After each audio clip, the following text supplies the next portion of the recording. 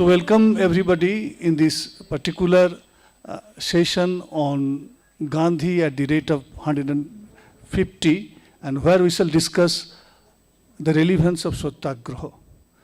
You know that this is the 150th anniversary of Mahatma Gandhi, and this particular word relevance has created a lot of problems. Problems meaning that father of nation has to be relevant. This is a very interesting question. And besides that, there is other question relating to the, again, relevance of Satyagraha during his time, during our time, and during future time, in future, in India as well as elsewhere. So my plan is to have a conversation with Professor Pushpesh Pant, who was formerly Professor of International Relations in Jawaharlal Nehru University. Besides this, he has already written, one of his books is very famous, International Relations in the 21st Century. And besides that, he is also a writer on the culinary arts, and he's a very good speaker also. And my plan is to converse with him on this issue. And this conversation will go on for about half an hour, 35 minutes. After that, we want to get interactions from your side, questions from your side, and we shall try to address those questions. And we believe that discussion should be at all levels, not only at the level when the speakers speak, not only at the level when the people ask questions to him, but also on the level when the interaction takes place. So the discussion is all along. So this is a very important thing. So first of all, I will request Professor Pushpesh Nath to speak a few words about this question, relevance of Mahatma Gandhi. If you allow me to begin, thank you, Professor Bandyopadhyay, for having me with you. On a personal note, my mother was educated at Shantiniketan, and during her stay at Shantiniketan, Mahatma Gandhi came there once. So there was a very valued photograph in our house. Mahatma Gandhi is sitting, Gurudev is sitting, and there are 3 or 4 other senior students sitting, and one of them is my mother. So my mother is dressed up in a white khadi sari, and she is sitting at the feet of 2 people, the Mahatma and the poet, Gurudev. And this was one of her very prized possessions. And when I was growing up in a small town in the hills, this photograph intrigued me, because my mother, since she fell in love with my father, had ceased to be a khadi wearing Gandhian, but certain things stayed with her. She would always have homespun, she would always be a vegetarian, and she would always keep in touch with people who were close to Gandhi. There was another picture, not at home, but in the club, in a small club which was there, which was Bapu and Nehru talking and both smiling, sharing a joke at one stage. So when I was growing up, there was this constant tug of war in my mind that who had greater relevance for India, Nehru or Gandhi. And as the whole world knows, and Professor Bandyopadhyay has very brilliantly outlined the plan for the discussion, what Gandhi did in Satyagraha in South Africa, what he did in India, his Satyagraha was constantly changing. There was one at Sabarmati Ashram, there was one at Chauri Chaura, there was one during the Dandi March, there was one Swadeshi movement, there was one vacuum temple entry Satyagraha, and there was one at Champaran, and each Satyagraha was different. And then there was this, to go back to the photograph of Gurudev and Mahatma Gandhi, Gurudev had a problem with Mahatma Gandhi. He said that you are throwing back India into a religious obscurantism, and you are talking of charkha, and charkha can't be the solution for the great poverty of India. It has to be more modern. And Nehru was talking of machines and science and was secular and atheistic. So when I was growing up, I thought that Gandhi had no relevance for India and Nehru had. And many years passed when I started studying, as he has kindly pointed out, I was a professor of international relations. My mother had a classmate at Shantiniketan called Sundari Sridharani, and she was a Gujarati. She was married to Mr. K.L. Sridharani, who had a Columbia PhD. And his book was Non-Violent Resolution of Conflicts, his PhD thesis. So then it dawned on me that Gandhi was not only talking of Satyagraha in the context of freedom movement, he also was giving us an instrument for conflict resolution, non-violent, which was there. Then one thing led to another, and then a publisher wanted me to do a book in the commemorative year 150th anniversary on Gandhi and food. And in that case, I had another insight into Gandhi's Satyagraha, which Professor Bandyopadhyay rightly sort of previewed, that Gandhi was doing everything for himself, not selfishly. He was looking for God. God for him was truth, and the way to reach God was non-violence, and there was an integrity. So there is a very interesting quotation when I was doing Gandhi and his food, where he takes inspiration from Tolstoy and says a man who has no control over his loins, has no control over his palate, he can't achieve much. So for him, celibacy and brahmacharya and controlling his palate were part of a larger campaign of disciplining himself. So when Professor Bandyopadhyay says, what is the relevance of Gandhi? At the age of 72, I am asking myself a question very seriously. What is the relevance of Gandhi for me now? I can't be a celibate. I mean, my life of indulgence is over. I still am tempted to eat certain food. I'm obsessed by food. But shouldn't I control and do that? But the ultimate lesson which Gandhi says is like jihad, a much abused word today. It is not against the people who practice another religion. It is against ills and evils of your own religion maybe. Now, Gandhi's Satyagraha was so much exercise in self-discipline and purification. Before that, you could not, preparing yourself, you could not undertake a serious struggle. So can I now interfere on one point? This is very important, that the very meaning of Satyagraha. And here, you know that you have talked about Gandhi's way of life.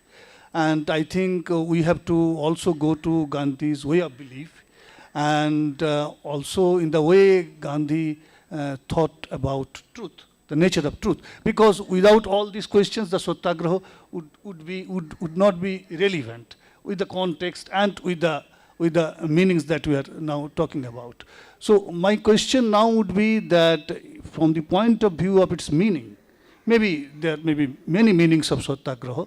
So how do you look at different Satyagrahas that he led in South Africa, in India? First of all, these two questions. I think, the problem starts because we tend to make the mistake of confusing Satyagraha by breaking the compound word Satya plus Agraha. Gandhiji in his autobiography makes it very clear, and Ram Guha and others who have written about Gandhi have also reinforced, it is not Satya Agraha. He is not struggling for truth. It is Sad Agraha. Something which is noble, which is pure. It is basically civil disobedience, non-violence. You believe in the rightness of a cause and you fight for it in a right way. For Gandhi, ends and means were inseparable. So this is what I think the first two satyagrahas, which Professor Bandyopadhyay refers to, one was against racism in South Africa, against an adversary, I will not say an enemy. For Gandhi there was no enemy, there were only adversaries. And Gandhi believed that the greatest victory was not to defeat a person, but to win him over to your side. So he sees your point of view. Again, that was a different era. There's almost 125 years ago their struggle was being fought. And his adversary, General Smuts, was a God-fearing, believing Christian who did agree that Gandhi had saintly qualities but made his life of administering South Africa very difficult. So when Gandhi left South Africa, he said, I'm glad Saint is leaving, I hope it is for good. But when Gandhi came to India, he was not quite a Mahatma then. Gokhale had asked him to go on a train journey, discover India, keep his mouth shut for a year, which he did not, and then come back and talk about Indian problems. And Gandhi came to India and decided that the people in Champaran came to him. Well, Mr. Mishra, Rajkishore Mishra, the poor peasant, said, please come and use Satyagraha in Champaran to liberate us. And as luck would have it, the Satyagraha in Champaran was successful. Gandhi was arrested, but the case against him was withdrawn, a committee was formed and reforms took place. But all Satyagrahas did not end up successfully. The Chauri Chaura Satyagraha, the climate was not right. People thought that Gandhi was a godman and he was performing miracles. Somebody fired shots in the sky, the policemen to scare the crowd, and the bullets fell down. Obviously, they would have to fall down.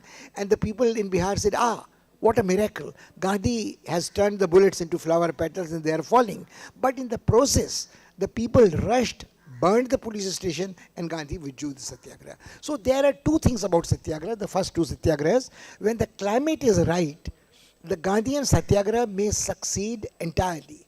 But when the climate is not right, Gandhi managed to perform the miracle in the Dandi March and the Salt Satyagraha. If you see the old pictures, policemen are using lathis, people are being brutally beaten up, but they are not raising a hand. Some have their child in their hand, some have a flag in their hand, and people by that time had accepted the logic of Gandhian passive civil disobedience. But to anticipate Professor Bandyopadhyay, another Satyagraha. It was not quite a Satyagraha during the wartime when Gandhi said, quit India, I will give you a mantra, do or die. People took it as a license to even take up violent means during their resistance to the British. And then it became uncontrollable. But then why blame Gandhi for that?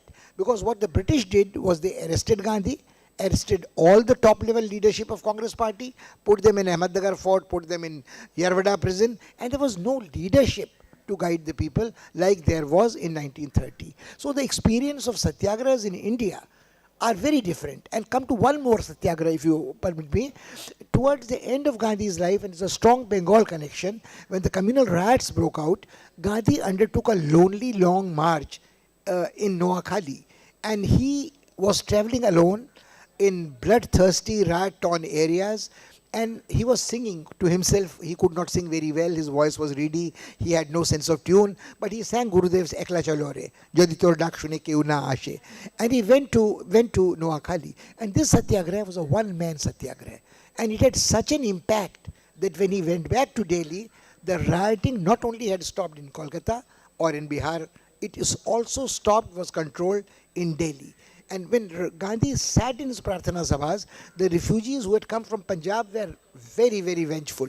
And they said, why do you talk of peace and Vaishnav Janto Tene Kahiye when we have lost our mothers, sisters, houses have been burnt in arson?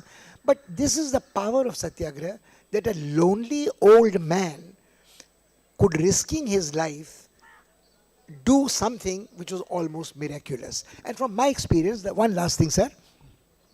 I recall 1975. Mrs. Gandhi had imposed emergency.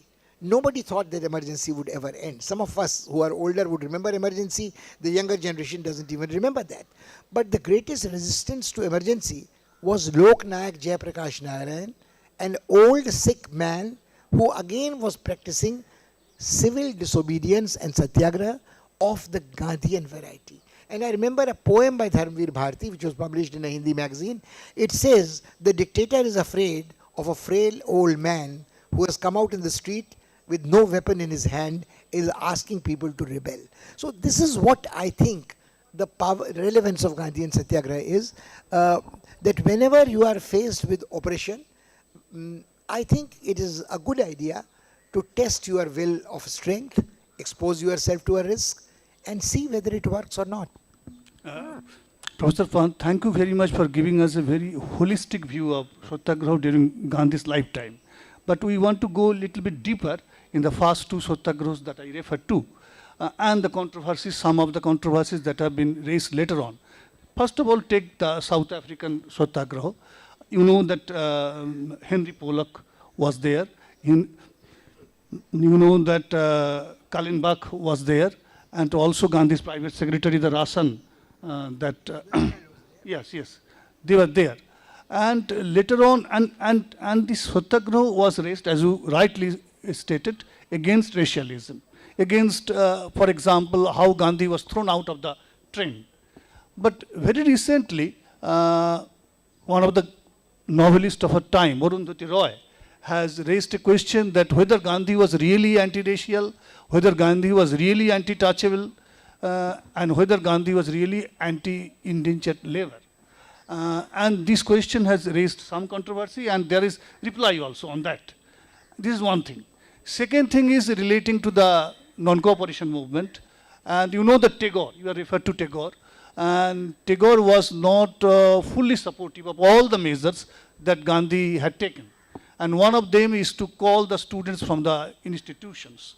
And if you go through the book that Sabyasachi Bhattacharya has written on Mahatma and the Poet, you will find that there was a debate in Shantiniketan, and Tagore was presiding in that debate. And the question was whether Gandhi was right or wrong. And after the debate, there was a vote, and there Gandhi won. This is a very interesting question, because Gandhi himself has a very interesting sentence in his collected works where he says that I see no virtue in being consistent. So don't look at Satyagraha as if something it was once invented in South Africa and it was finished product to be used anywhere else where you did. It was evolving constantly in light of experience. And Gandhi's, the sentence which I wanted to share with you, which most of you must have been familiar with, Gandhi said that don't look for me, consistency in me. Whenever you want to see what my belief is, see my latest statement, and if you think that I am a sane man, that is my correct position. So, Satyagraha in South Africa, I would not like to compare in any context in India, because that, as you rightly said, Gandhi then was a loyal subject of the British Empire. Gandhi had worked in the ambulance corps. Gandhi had come, even after coming to India, recruited volunteers to serve in army during the First World War. Gandhi had a position which was very odd in South Africa, where he was brown but did not quite share the dark-skinned Africans, and also the Chinese joined him in, so the people of mixed races were there. Gandhi became acutely anti-imperial after coming to India, and I think there's one more thing about Gandhi which we tend to overlook normally. We focus so much on Satyagraha that Gandhi had other things also. Gandhi, when he was traveling in 1909 to 10 to India, wrote a book called Hind Swaraj, which is his critique of the Western civilization. So Gandhi is against railways, against modern medicine, and that was one of the major issues between Gurudev and Mahatma Gandhi. Yes. Because when there was an earthquake in Pusa, Mahatma Gandhi came out with a heartless remark that because Biharis are castes, God has punished them. So Gurudev admonished him for that, very correctly so. So I think Gandhi has certain contradictions which we should not like to airbrush or paint over. But we should say that there was a man, like all great men, had different ideas in his mind, and he was constantly evolving. So the first two Satyagrahas, I think the Champaran Satyagraha, I consider very important, because that's the first time Gandhi was living in a village. And you see, there are two other interesting things about Gandhi. We see the film Gandhi by Attenborough, and we see a very dramatic moment when Gandhi decides not to wear even long dhoti and kurta, or kurta and pajama, goes into a loincloth. But Gandhi changed his attire to a poor Indian peasant's dress, never changed his diet to a poor Indian peasant's diet, you see. So in Champaran, he was seeing the Indian village life firsthand for the first time. So that Satyagraha, I rate as of greater relevance to rest of India. He tried to replicate it in Sabarmati, he tried to replicate it in Wardha, not entirely successfully, because then the national movement claimed his time. Professor Pant is absolutely right that that we should not see Gandhi as a consistent thinker or consistent doer at every point of time. And even if we study Satyagraha of the South African denomination, and Satyagraha of Champaran, Satyagraha of later years, and of course Satyagraha during the time of 1942, as well as during the communal riots that you have referred to. But besides that, I think this is time also to answer some of this question of that Roy raised. One is this, that he was not so much anti-racial. But the point is this, that he was quoting only certain passages from Gandhi's writings and not the other passages. He was trying to point out that the struggle of the black Africans and the struggle of the Indians under the this British proclamation of 1857 is not the same thing, because this legally they are two different things. This is one thing. Secondly, also in Champaran that you have referred to, Gandhi was vehemently opposed to the role of the lawyers, being a lawyer himself. And this is actually pretty clear from the autobiography that he has written there itself. So these are some of the things. And also in 1942, he himself said that if there is this actually the movement of the people against the rape of women, for example. And I have gone to Tamluk, and Sushil Dhara himself showed me a plaque where it was shown that how many women have been raped, and their full names are there. Because people thought that actually this is anti-colonial struggle, this is part of anti-colonial struggle. So this is a very interesting thing. And there some violence was also there. But again, coming to the question of the intricacies of Satyagraha, because Satyagraha is not only a historical thing but it is a living thing, it can be a living thing. And in that context, I will refer to Nirmal Bose's writing on studies on Gandhism, and in one place, Nirmal Bose, himself an anthropologist, has pointed out that what is very basic characteristics of Satyagraha. So one of them is this, that the struggle that you will raise must be just, because you should be, that is one very important thing. Second thing is your wholehearted belief in non-violence.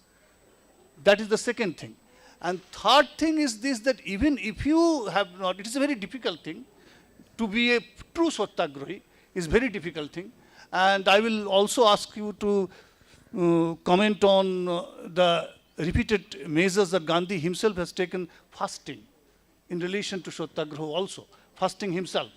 And fasting sometimes we also do in many of the movements. Whether this fasting, anywhere, fasting is the same or not. These are all these questions. I'm very glad you asked this question, because many people believe that Gandhi's fast were emotional blackmail.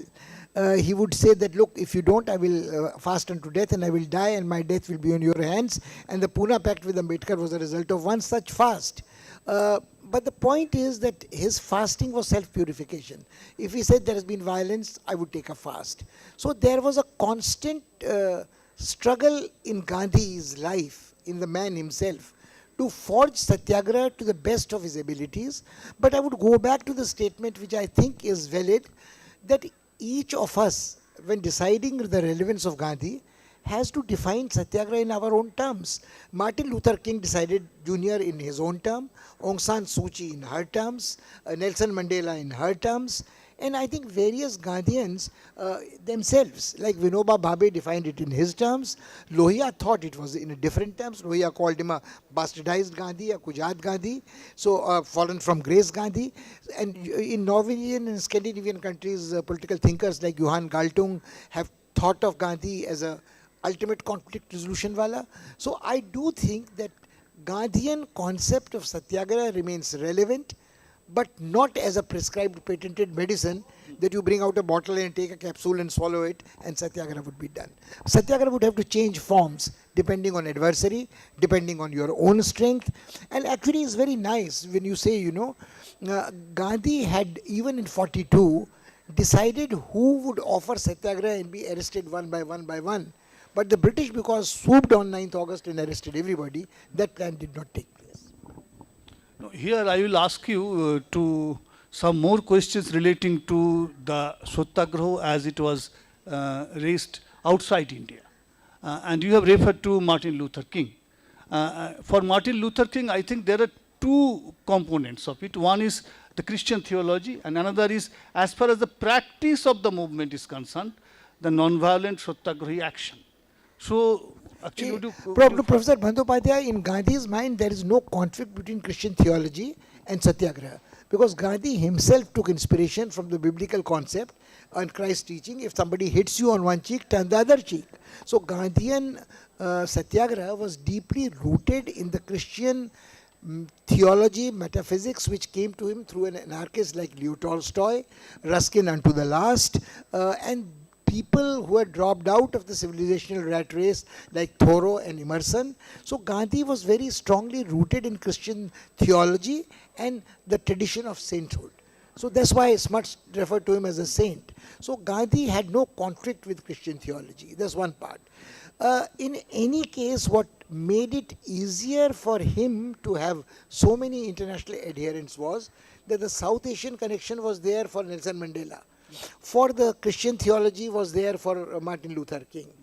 For Aung San Suu Kyi there was, because her mother was the Burmese ambassador to India and she had studied in the Shri Ram College, so there was an Indian connection. So I do think that Gandhi had diverse streams which influenced his concept of Satyagraha, And these diverse streams, like a river, became distributaries to attract people of different kind. Here also we can come to another part of Gandhi's thought and Gandhi thought related action. It is the environmental movements. And so in some of the environmental movements, we can borrow some of the ideas from Gandhi. But as far as the action is concerned, again, Satyagraha can be very relevant. Actually, you have hit the nail right on the head, because two of the greatest environmental movements, Chipko movement in Uttarakhand, where I come from, and the biographer of Gandhi, Ram Goa, had actually written a history of unquiet woods with that movement in mind. So both Sundarlal Bahuguna and Chandi Prasad Bhattji were Gandhian Sarvodai workers who offered passive civil resistance, and the women in the village of the Chipko movement hugged the trees and said, better cut our arms off before you cut the trees. So it was a very, very Gandhian movement. And the Black Buck safety movement of the Bishnois, although they had a tradition before Gandhi, comes to that. So even if you say the anti-nuclear protest movement in Kudakulam in Tamil Nadu, inspired by Gandhi. Silent Valley in Kerala, inspired by Gandhi. You have Medha Patkar and the Narmada Sagar Dam controversy, inundation, you have Medha Patkar and Gandhian movement. So I would agree with you totally that if it's a question of saving environment, first of all, Gandhi has that brilliant quotation that Mother Nature has enough for everybody's need but not for anybody's greed. So first of all, we have to control that, and secondly, we have to risk our lives to save the nature for future generations, and is quite transparent not only here but elsewhere in the world it has happened. But except China, where the Three Gorges Dam was built, I think the movement against large dams in India, against afforestation, against land use change is basically Gandhian. Yes, Professor Pant, there is a difference between other political agitation and the agitation again for the upkeep of environment, because you know by definition, no environmental agitation can follow the violent path. Because if you take a violent path, then this environmental agitation would be self-defeating. So here, Gandhi's relevance is superb. No, I would agree with you entirely. If it's a question of saving the Amazon rainforest, you can't take on the might of the MNCs and you will only be annihilated. So it's like the Tiananmen Square and the tanks being sent against you. But if you took the Gandhian path, there would be a conversion of the adversary. There is hopefully the only solution of the environmental thing. If you took Ivan Illich's writings like Tunes of Conviviality, if everybody took to cycling, the carbon imprint would be far less. Gandhi till his dying day was walking 5 to 6 miles every day. So if you had organic food, you would not have chemical fertilizers. So environment is not only climate change, it is not only afforestation, it is not only large dams, but the totality of how we live harmoniously with nature. That's what Gandhi tried to do, and I would agree with you entirely. Actually, before asking questions from the floor, I have a last question to Professor Pant, because we have some time, about 20 minutes for discussion. The last question is this, that I refer to Professor Pant's book, International Relations in the 21st Century. So would you also believe that in the 21st century, Gandhi's quote-unquote relevance, again I'm using the term relevance, and the Gandhian methods relevance, that is to say most predominantly the relevance of Satyagraha, not only in India but also throughout the world, is paramount? Yes, I think paramount is the word which should be underlined, because I think, as you yourself very rightly said, that if the protesters take violent means, the retaliation would be many-fold more and violent, as the Chinese students learned, as the people in Hong Kong are learning. But Satyagraha might be a long-drawn struggle, but ultimately the results would be lasting and it would be there. And I would very strongly feel that we are almost 2 decades of 21st century are over. Gandhi has been dead for 70 years, born 150 years ago, and we are debating his relevance. It itself proves that we go back to the old man when nothing else works. He is relevant. He is relevant, quote unquote. So please ask questions first of all. Something we have tried to discuss, and some questions. Please mention your name.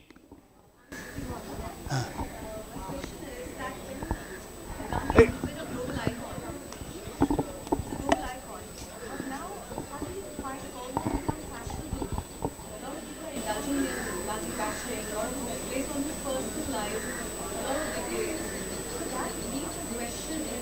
think of not only the global community but also our own youth?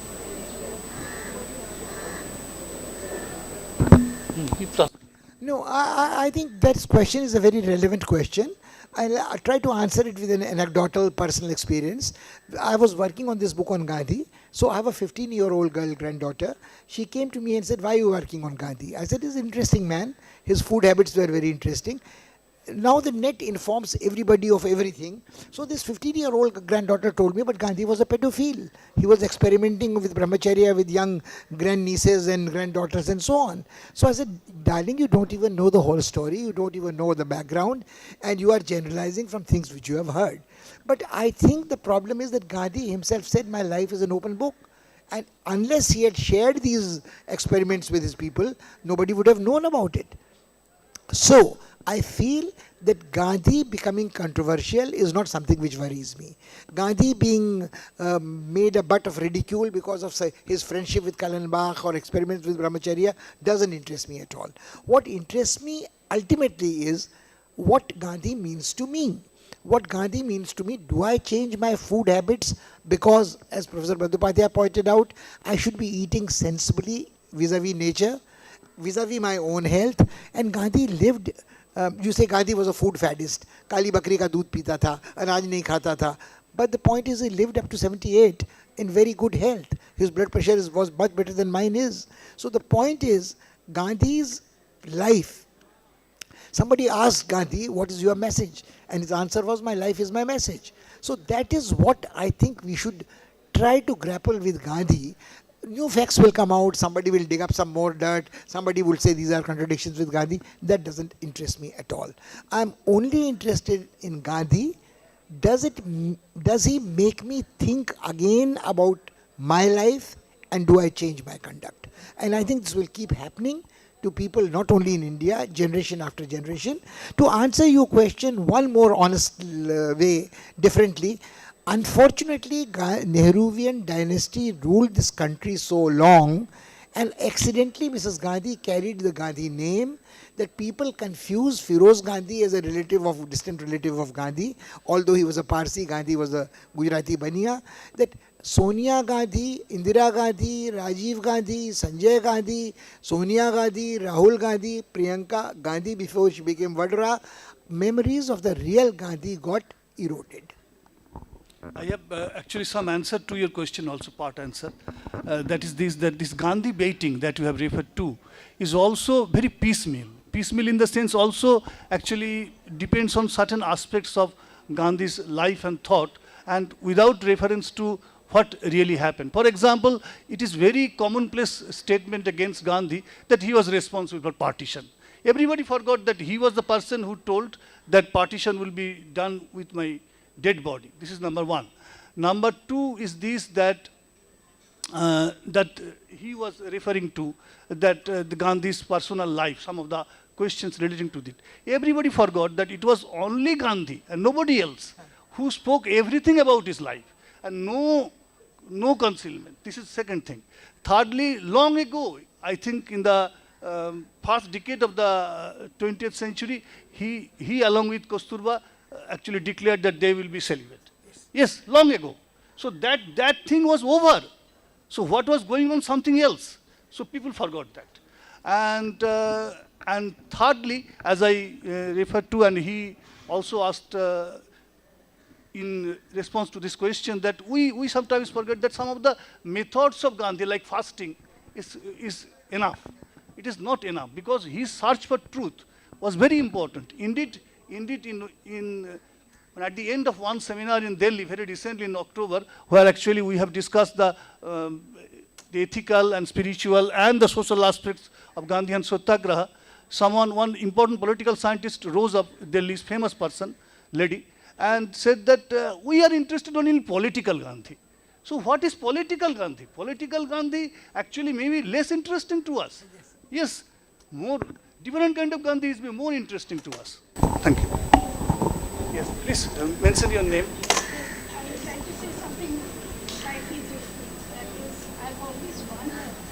He used to advocate non-violence very strongly. But why did he agree to our our soldiers going and fighting in European wars? Very good question, madam. Two different points in time. No.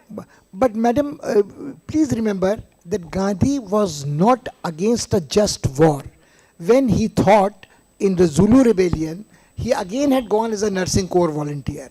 And we are talking of 1916 when he was recruiting for First World War. He had come to India only in 1915. He had not seen the bare, naked, barbaric face of British colonial power in India. After he did that, he did not advocate that at all. He was not a loyal subject of the empire after that. Here there is another kind of answer can be given to yours, that Gandhi's attitudes towards the First World War and the Second World War is very much different. Because in the First World War, he supported the British forces. But in the Second World War, even Nehru did not believe it, that he could declare an all-out war against the British forces in 42, August movement. Unbelievable. Why did he do this is a question. Please. One on Satyagraha and one on Gandhi. On the Satyagraha, I'm wondering about the symbolic versus actual impact of Satyagraha as a tool of opposition. So as a point of view that would say that India gained independence because of a myriad of factors, including influence of the US, what was happening in Europe at the time, maybe even the INA. So then Satyagraha as the efficacy of Satyagraha as a tool against the was limited. It's more the symbolic value, the things that you said about how it plays into individuals' lives. So that's one question on Satyagraha. Second, if you Gandhi and Sarkar as kind of reflecting two points of view or two visions of what India would be like after British left. Is Sarkar, I don't know if it's a question or a statement at this point in time, but it seems that Sarkar is winning and that Gandhi is losing the soul of India. So how do you see that playing out? Are we going to be able to maintain Gandhi's legacy at some point in time? Can I take the two questions separately? First of all, I think let's not say that how India became independent by, there's that old film song, Sabarmati ke sant tune kar diya kamal, de di hame azadi bina khadg bina dal. So we oversimplify that we think that the independence of India was given to us by one man. That is hagiography, that is not true. Gandhi himself would not have believed that. This question has a more tricky aspect to it. There is Netaji Subhash Bose's contribution. There is mutiny of the naval ratings. There is Srinath Raghavan has written a very nice book that the Second World War itself had an impact which was more important than the national movement. There was Bhagat Singh and his parties before that, Anushilan party before that, Master Moshai before that, the Bengal revolutionaries. So there is a continuum where people contributed from 1857, Tatya Tope, Maharani, Jhansi Lakshmi Bai, to Aurobindo, to the Anushilan party, to the Bengal revolutionaries, to Bhagat Singh, to Subhash Bose, which contributed in their own manner. I would not rate the American contribution very greatly. It's a myth which Americans have perpetrated, that they were more friendly to India than to the British. This is one part. The second part is, it is not symbolic of Satyagraha, because Satyagraha was not only 42 and afterwards. Remember please the Satyagraha for the Vaikam Satyagraha for temple entry of scheduled castes. Please remember the Salt Satyagraha. Please remember the Swadeshi Satyagraha. Please remember the Champaran Satyagraha. Those Satyagrahas were substantially liberating. And the British were worried about civil disobedience, because in South Africa they could contain South African civil disobedience. In India they could not. And please do not forget the Satyagraha that undertook not in British India but in princely Indian states, the Prajamandals. So I think it was a very, very substantial movement. I have two kinds of responses to your question, little bit. One is this, that Satyagraha, whether Satyagraha was a symbolic resistance or not, merely a symbolic resistance. Particularly if you consider Salt Satyagraha, Laban Satyagraha, you will find that Nehru even did not believe that country was boiling and how this could become such a famous agitation. But Gandhi was actually adamant to his call towards Salt Satyagraha, and within a few months we found that what it could become. So it was not merely symbolic in the Salt Satyagraha. Salt may be a symbolic portion of our food, but as you know that it is not merely symbolic also, it is very substantial. And so this is one thing. And with regard to Savarkar, I think that probably as we can think of many Gandhis, we can also think of many Savarkars. So at one point of Savarkar, actually Gandhi had no apprehension about him. At another point, he had. Gandhi and Savarkar had a confrontation in London long back when they addressed the same non-resident Indians meeting, and Savarkar talked of Durga and Shakti, and Gandhi was non-violent Christian ethic and so on. But then it is not only Savarkar with whom Gandhi had this problem. Subhash Bose followed a different path. Bhagat Singh followed a different path. So Gandhi, I think Professor Bandyopadhyay has put it brilliantly, as there are many Gandhis. I mean, when Savarkar is Andaman and has not written his mercy petitions and is writing Sagar Cha Prana Talmalale and is a great Marathi poet, when we were students, we were taught the asylum case of Savarkar, the man who jumped in a sea and swam to the coast to avoid British arrest by British policemen. So there are heroic dimensions of Savarkar which you cannot wish away because he ultimately was inspiration for murderers of Gandhi. But the point is that it is no point juxtaposing the two. A country of India's size and diversity doesn't believe in only one ideology, one individual.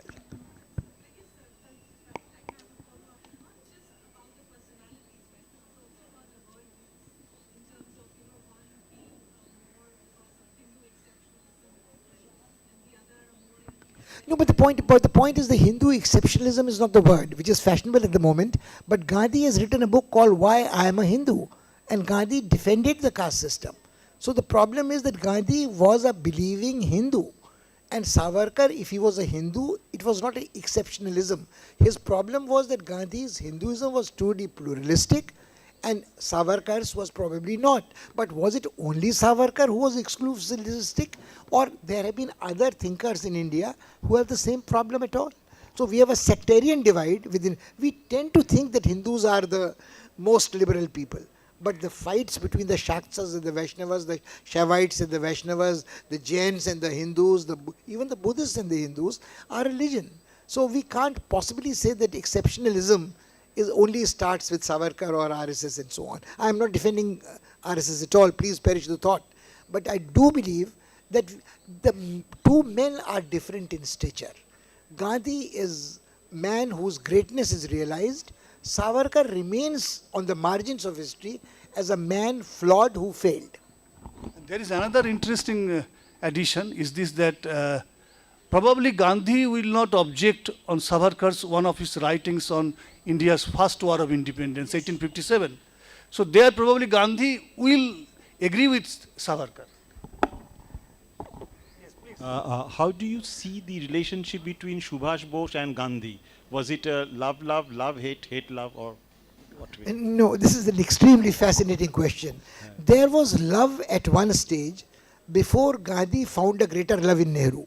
I think the problem is that if you see the correspondence of Motilal Nehru and Mahatma Gandhi, ever since Nehru returned from Europe, Motilal Nehru was pushing Gandhi to make Nehru the president of the Congress party.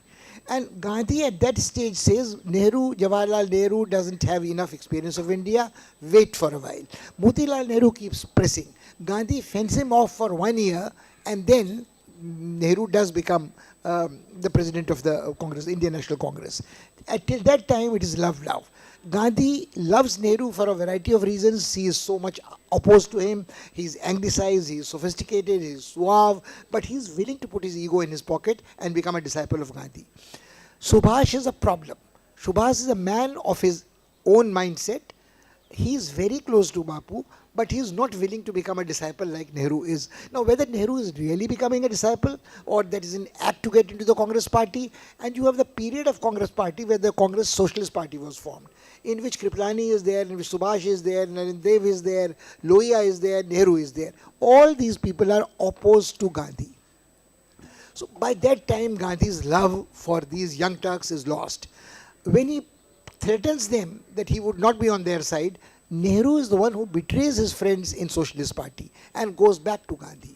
So Gandhi rejugs the Congress Working Committee. That's where the break comes. Then that's where Subhash knows that Gandhi really has a blind love for Nehru. And this blind love is very funny.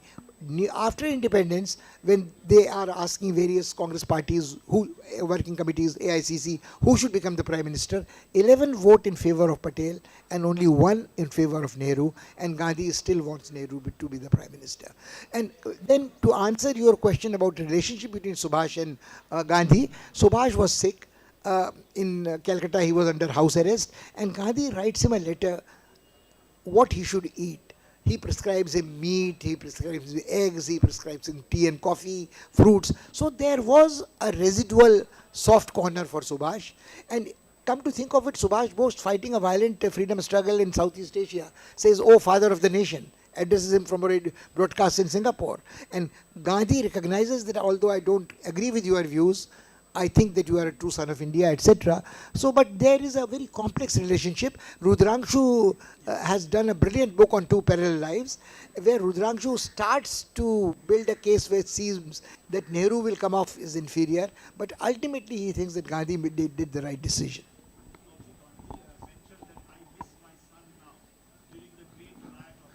That's right. I think there is something to add also here. That is in Gandhi's personality. Because when Subhas won the election and Pattabhi Sitaramaiah was defeated, an ordinary man will not say that it is my defeat. Pattabhi Sitaramaiah's defeat is my defeat. But he was a truth-seeking person, he will tell it, number one. Number two is this, the fact was this, that though Subhas won, in the executive committee there is only one person of his choice. And the entire executive committee was actually Gandhi's men. So Subhas knew it. So the politics could not be led in that way. And thirdly, in the Azad Hind Fauj, there was Gandhi Brigade and there was Nehru Brigade. So Subhas, in spite of all these things, had this thing in mind. Yes, please. Please mention your name. No, you. Yes. Hello. Yes. Is it working? My name is Parinita, and I have one question for Dr. Pant and one for Professor Banerjee. My first question to Mr. Banerjee is, there is a recent letter published in which the then British Prime Minister Clement Attlee says, spat that this Gandhi's contribution on independence is minimal. What is your take on that? Other question to him? Yeah, and for you it is that we all know about the obsession of bakri ka doodh and pista sharbat in Gandhi's diet, right? So did it continue? I mean, was it a constant till his death? Bakri ka doodh was a constant, almost constant, because Gandhi had taken a vow not to take cow's milk, and he was very seriously ill once, suffered from great bout of dysentery. His life was threatened. His wife and doctors persuaded him to take some milk, which was bakri ka doodh. So he tried to give it off and on, because Gandhi writes in his autobiography, as he points out, he thought it was breaking the spirit of the vow, if not the letter. So, you know, he was not having cow's milk but bakri ka doodh. But bakri ka bachcha needed the mother's milk as much as the cow's calf, so he was cheating a little, and he says, I was doing it. But then there is a letter which he writes to his disciple Mirabain, an Irish woman, an English woman actually, where he says that we have to fight for India's freedom, so we have to make certain compromises and take nourishment which keeps us fit to fight. There is a lot of myth making about what Gandhi was eating, like a pishte ka sharbat. He was not, because he did not believe in eating sugar either. He had millets, he had jaggery. In jail he had even baked bread, he had vegetable soup. But Gandhi's food remains consistent ever since he came to India to his dying day. If you see the record of what he ate in the last meal, was vegetable soup, boiled vegetables, fruit juices, that's it. With regard to that question that you asked me, I think that this is not only Attlee's question, but also a question raised by many people. And they were mostly thinking about the naval mutiny of 1946, as if because of that naval mutiny and because of that Azad Hind Fauj, India became independent and there is no other thing. Now, I will ask you to particularly concentrate at least on the Quit India movement. first of all, Gandhi's view that all-out struggle and all-out anti-imperial struggle, all-out anti-British struggle. You may say that actually nobody knew what will happen in Second World War, because you know that 1942 August and Pearl Harbor took place a little bit earlier. Some people told me that now historians believe that after Pearl Harbor, it was clear to historians now that the Allied forces will win. But I have asked these things to the previous generation. Nobody believed that. Many people believed that German forces will win, even after that. And even then, actually, Gandhi raised that all-out war against British imperialism in 42, and that went on 42, 43. Only in 1944, it was gradually withdrawn. So these 2 years, 1942, 43, these are the very important years of Gandhian anti-imperial agitation. You may argue that everything was not within the control of Gandhi. This was also not in the case of non-cooperation. Shahid Amin has showed it. In the case of civil disobedience also, the women's participation and other things, everything was not in Gandhi's liking. But things were going on, and Gandhi was the figurehead. So I think that we cannot ignore Gandhi. And I will end it by one episode in the screenplay of Gandhi, written by Richard Attenborough. That sometime in May 1947, Gandhi was still thinking that India will not be partitioned. And two people, Nehru and Patel, were sent to Jinnah's place. Jinnah knew that Gandhi was thinking differently. Nobody knew at that time that Jinnah was suffering from tuberculosis. Because if they knew, probably the Indian history could be different. So it was stated that Gandhi was thinking that the first prime ministership could be offered even to Jinnah. So when this question came, Nehru immediately asked Patel. He did not answer himself. Patel said that it is out of question. And then Jinnah thought that he is on the right track. So Jinnah also could not understand Gandhi from the very beginning to the very end. You know that the first incident that took place in Jinnah's career, felicitation to Jinnah in Ahmedabad after becoming the bar at law, Gandhi spoke to him that speak in Gujarati. And Gandhi said this because he wrote in Gujarati. And he knew that Jinnah's mother tongue was Gujarati. But Jinnah did not know a good number of Gujarati words. So he stood up and he tried to say something. He failed. He thought Gandhi deliberately insulted him. But it was not Gandhi's intention. Thank you, sir. I think we are at the end of almost, if any question is there. Yes, please. There is one.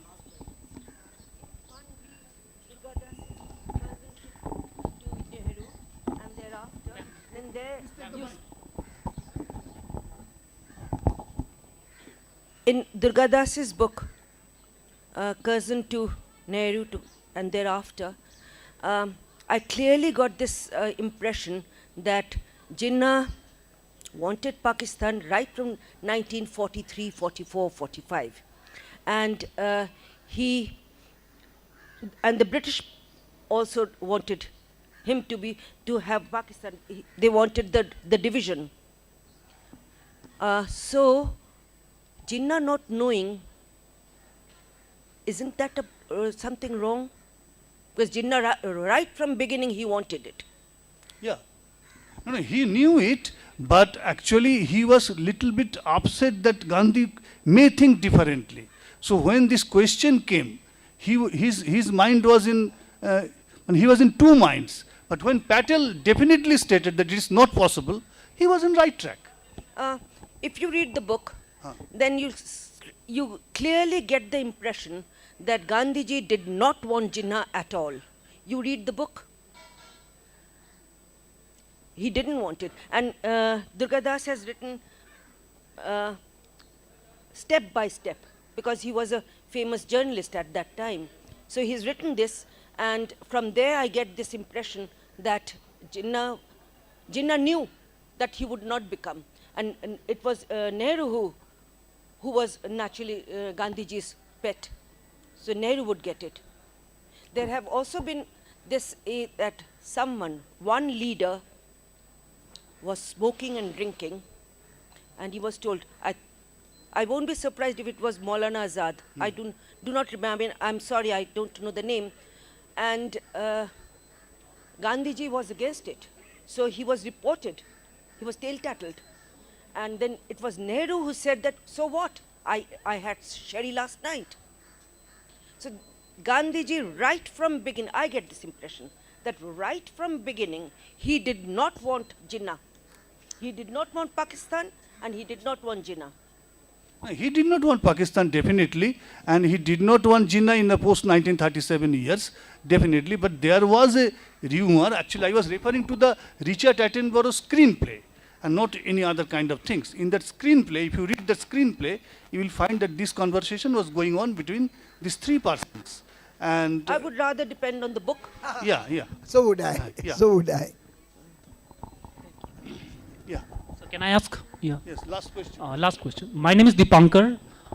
Sir, how do you visualize, Pant sir, the debate on caste between Gandhi and Ambedkar, when Gandhi clearly states that he believes in caste system, although he doesn't believe in discrimination on the basis of caste, whereas Ambedkar believes in annihilation of caste.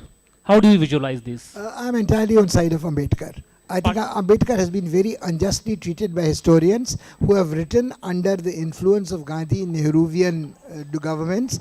I think Ambedkar has been portrayed as a toady, as a villain. I personally feel that Ambedkar was no less a great man than Gandhi. He had an alternative for Indian society, and his thinking was far more secular modern, but the disadvantage he had was that after his early childhood and adolescence, he had no touch with Indian villages. Gandhi was trying to become as much an Indian villager as anybody else, and that's why he appealed more. And there are Gandhi's views on caste also changed over time. He was no longer, later in the later years, he was not the supporter of Varnashrama Dharma, later on. And that is important. And at the end, both of them wanted annihilation of caste. But the problem of India is this, that for another 5,000 years probably, caste would not be annihilated in the way we are now living. Thank you very much.